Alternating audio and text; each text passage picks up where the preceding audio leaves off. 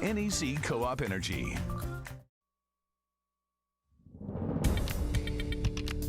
Hey there, Coastal Bend. We got off to a toasty start for this weekend on this Saturday. 89 is where we topped out today. That's just 5 degrees below our all-time record set back in the 1930s. Right now, a little bit cooler, 80 degrees out there instead of 89. Feels like 81, and we do have a bit of a southerly wind. That's going to continue into the evening, but as we go further into tonight, that wind is going to calm down, and what that will help do is get some fog going out here. Whenever the conditions calm down, that allows the fog to form and thicken up. So we could see some areas of patchy dense fog around the coastal bend overnight and into tomorrow morning. But by tomorrow mid-morning, that fog is going to be all clear and out of here.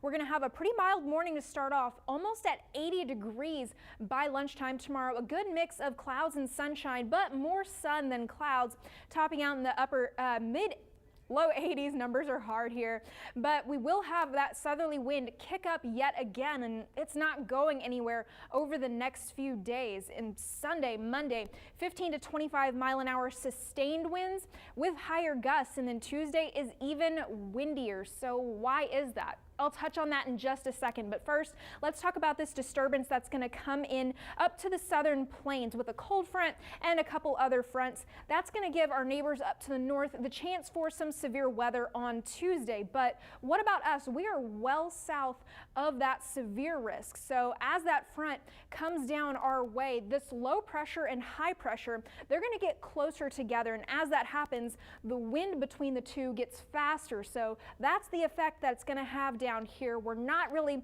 expecting much in terms of rain from this front as it blows through Wednesday morning, but until then, it's definitely going to be windy. Not going to want the lip gloss unless you like your hair stuck in it like that.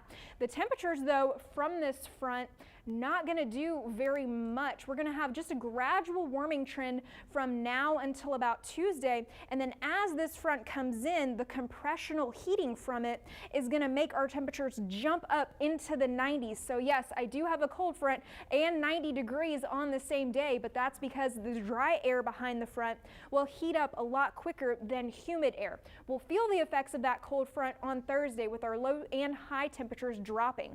And this isn't going to be our first 90-degree day of 2022. We actually had that on New Year's Day, the first day of the year. It hit 92, and back in February we also had another 90-degree day. But climatologically, our first 90-degree day isn't for another half a month, but we could see one on this Wednesday.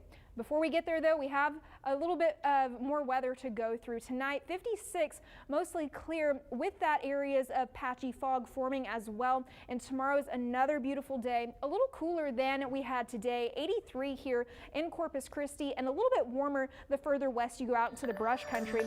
The next couple days are going to be windy, and that's going to help sustain that fire weather danger with the drought conditions we have, as well as low humidity. The wind's only going to prolong that, so make sure you're not burning anything outside over the next week or so. But lots of sunshine and warm temperatures are really going to make it start to feel like spring. Brian? Thank